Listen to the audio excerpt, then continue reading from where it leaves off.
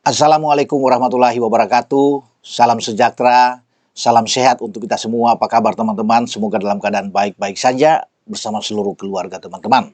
Dimanapun teman-teman berada, tetap semangat dengan saya Bung Ropan. Dan tetap masih dengan gonjang-ganjing soal pelatih tim nasional. Saya kemarin sudah berbicara dengan Giovanni van Bronckhorst, pelatih asal Belanda 50 tahun yang sekarang menjadi asisten pelatih bagi Arne Slot di Liverpool yang didekati PSSI, dan dia menjadi yang paling terdepan untuk menjadi pelatih kepala timnas kita menggantikan Patrick Kluivert. Dan saya sudah bilang ini hanya persoalan soal waktu saja. Ya, semoga tidak ada hambatan-hambatan yang mencegah bagi Gio, panggilan akrab dari Van Bronckhorst, untuk menjadi pelatih tim nasional. Namun ini kan belum final, belum ada pengumuman resmi dari PSSI. Memang sudah ada tim yang berangkat ke Eropa untuk mewawancarai 5 kandidat seperti yang sudah dikatakan oleh Ketua Umum PSSI. Nah, di antaranya ada satunya itu Giovanni van Bronckhorst. Tetapi kemarin satu nama lagi mencuat ke permukaan, teman-teman. Pasti juga kalau teman-teman sudah dengar, ini namanya John Herdman, pelatih yang pernah menangani tim nasional Kanada di Piala Dunia 2022. Dia membesut Kanada dari 2018, kemudian 2023 dia berhenti, tapi terakhir dia menangani FC Toronto sampai November 2024. Jadi 1 tahun terakhir ini John Herdman itu tidak punya klub, ya, sehingga PSSI coba untuk mendekati ini, dan kabar ini itu diapungkan oleh media Inggris, ya, Sky Sport News sudah melihat bahwa mengetahui ada pendekatan wawancara yang dilakukan oleh delegasi PSSI yang dikirim, tentunya dengan Direktur Teknik Alexander Swiers yang memimpin di sana, untuk menemui katanya John Herdman. John Herdman ini lahir di Inggris, masih sama seperti Gio juga usianya, 50 tahun. Dan sudah terjadi pembicaraan, dan itu dibocorkan oleh Sky Sport, teman-teman, ya, bahwa dia salah satu kandidat yang dibidik. Walaupun ada kabar lain yang menyatakan bahwa John Herdman ini akan coba diplot menggantikan Gio sebagai asisten pelatih Liverpool kalau Gio ini hengkang jadi diumumkan sebagai pelatih kepala tim nasional Indonesia. Namun saya pikir dengan adanya kabar dari Sky bahwa John Herdman ini itu menjalani pertemuan dengan delegasi Indonesia untuk berbicara masa depannya, saya rasa memang sudah ada 2 kandidat yang muncul, ya, dari 5 orang itu, Giovanni dan John Herdman.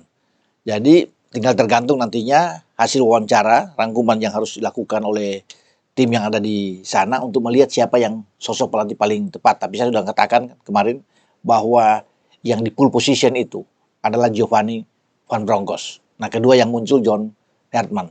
John Herdman ini masih oke juga sebagai pelatih, CV-nya juga bagus, dan pola yang diterapkan sama seperti Gio, lebih attacking. Tapi menariknya dia tuh sama seperti STY juga, menggemari dengan pola 3-4-3, ya, bahkan dengan 3-4-2-1. Dia lebih fleksibel bermain dengan berbagai pola, tidak terpaku pada satu pola saja. Dan dia banyak juga menggunakan aliran bola dari sisi flank, dari sisi sayap. Itu yang selalu dilakukan oleh John Herdman ini. Nah, dia bisa bermain juga dengan pola yang berbeda. Misalnya dengan 4 back. Kalau 3 back itu kan di Kanada terakhir siapa ya yang main? Alphonso Davies kalau nggak salah, dan Laurin, ya, dan Jonathan kalau nggak salah yang berada di 3 back itu. Ya, tapi dia juga bisa bermain dengan fleksibel yang saya bilang tadi, 4 back. Jadi kalau 4 back bisa dengan 4-2-3-1. Nah, pola ini juga lebih oke, dipandang lebih menyerang. Bahkan, ya, jika dibutuhkan, John Herdman ini bisa mengubah juga dengan pola yang lain. Misalnya memperkuat di belakang, di tengah, dengan ada 4 langsung di sana, dan pakai 2 striker. Ya, itu yang bisa berubah dengan misalnya 4-4-2. Pengembangan dari sistem yang dilakukan untuk lebih cair dari posisi misalnya 4-2-3-1 ke 4-4-2. Jadi berbagai macam dia bisa lakukan. Jadi kalau ada 3-4 sistem atau racikan yang dilakukan, ini kan bagus. Opsinya banyak, tidak terpaku pada satu opsi. Makanya dia Dia butuh beberapa pemain yang bisa bermain di berbagai posisi. Jadi opsinya banyak. Nah di kita di tim nasional kita kan ada banyak pemain yang bisa bermain di beberapa posisi. Ya apalagi dengan Kevin Dix bisa bermain di kanan, bisa bermain di back tengah. Nah, itu bagus. Ya kalau bisa dikatakan Calvin Verdong selain di back kiri dia bisa bergelandang bertahan. Jadi ini juga satu hal yang baik. Kalau di 3 back kita punya Justin Hubner, punya Rizky Ridho dan sang kapten. Siapa lagi kalau bukan Jai Ises. Ya itu yang ada ya di posisi belakang, karena di belakang juga kita ada Dean James masih bisa bermain ya. Kemudian ada Sain Patinama di kiri juga. Ya ada Sandy Walsh yang bermain di kanan. Jadi banyak yang bisa dilakukan, karena di back tengah juga kan masih ada pemain senior yang sekarang bermain di Persija, Jordi Amat. Itu bisa taruh juga di belakang. Ya, sementara di tengah kita punya Tom Hai, punya Joe Pelupesi, ada Nathan Cho, ada Ivar Jenner. Jadi banyak lah. Ada kalau kemarin terakhir ada Mark Klok, ada Ricky Kambuaya juga bisa bermain di tengah atau bisa bermain sebagai gelandang menyerang. Jadi opsinya banyak. Apalagi kita punya Eliano Reinders yang di beberapa posisi dimainkan. Ketika di Persib Bandung, pelatih Persib Bandung Boyang Hodak memainkan dia di beberapa posisi ya, bisa di gelandang, bisa di bek kanan, bisa di bek kiri. Nah itulah kita punya pemain-pemain yang bagus di opsi-opsi yang bisa diambil oleh John Herman kalau John Herman ini dipilih sebagai head coach atau pelatih kepala di timnas kita. Jadi banyak juga yang bertanya, lalu siapa lagi yang 3? Ya karena kan kalau memang ini 2 nama sudah muncul, kan masih ada 3 lagi yang akan diinterview. Nah katanya ya itu masih aja dari Spanyol. Kalau Spanyol itu Jesus Casas, ex pelatih Irak, yang masih bisa kita ambil dan namanya memang muncul ya. Jesus Casas, ada Felix Sanchez kalau nggak salah juga dari Spanyol yang digadang-gadang juga akan ikut meramaikan bursa pelatih tim nasional Indonesia, teman-teman.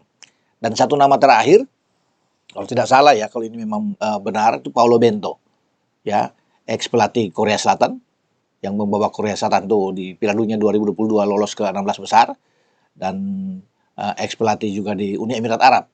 Paulo Bento ini asal dari Portugal, mantan pelatih tim nasional Portugal juga. Ya, pernah membesut Cristiano Ronaldo dan kawan-kawan. Jadi Paulo Bento ini CV-nya oke juga. Bagus dalam persaingan. Nah, makanya kita akan tunggu. Ya, 3 nama lagi itu akan muncul siapa, dan PSSI pasti akan mengumumkan dalam waktu yang dekat ketika mereka balik tim ini ke Indonesia. Kemudian akan dibicarakan di Exco, maka pada bulan Desember ini saya pikir kita sudah punya nama sosok pelatih yang akan membesut Jai Ises dan kawan-kawan, karena tugasnya di 2026 itu banyak. Ya, ada FIFA Match Day ya di antara Maret, Juni, September, Oktober dan November, dan juga jangan lupa ketika FIFA meluncurkan ada FIFA Series di mana Indonesia sebagai salah satu tuan rumah di antara bulan Maret dan April. Itu bagus untuk pelatih kepala yang baru. Artinya kita bisa ketemu dengan ini, karena ini kan FIFA Series antar konfederasi, teman-teman ya. Jadi kita bisa ketemu dengan wakil Amerika Selatan, wakil CONCACAF, wakil dari Eropa, wakil dari CAF Afrika Selatan, Oceania. Itu bisa ada dalam satu grup dengan Indonesia, dan kita bermain di GBK. Ini satu keuntungan besar ketika FIFA memilih Indonesia sebagai tuan rumah di FIFA Series. Nah kita akan coba itu melihat dengan pelatih baru, dan kemudian dengan komposisi pemain seperti apa yang dia akan tangani. Itu di bulan Maret dan April FIFA Series ini mengisi di kosongan FIFA Match Day. Ada juga FIFA Asian Cup yang dirancang oleh Presiden Gianni Infantino. Jadi banyak sebenarnya untuk 2026. Kita akan nantikan saja ya teman-teman. Sosoknya akan muncul sebagai pelatih, dan saya tetap ya melihat kemungkinan Gio akan lebih besar untuk memegang tim Indonesia, tapi tidak menutup kemungkinan dengan pelatih-pelatih lain termasuk John Herman yang saya bahas kali ini. Oke, dengan saya Bung Ropan berbicara. Ciao.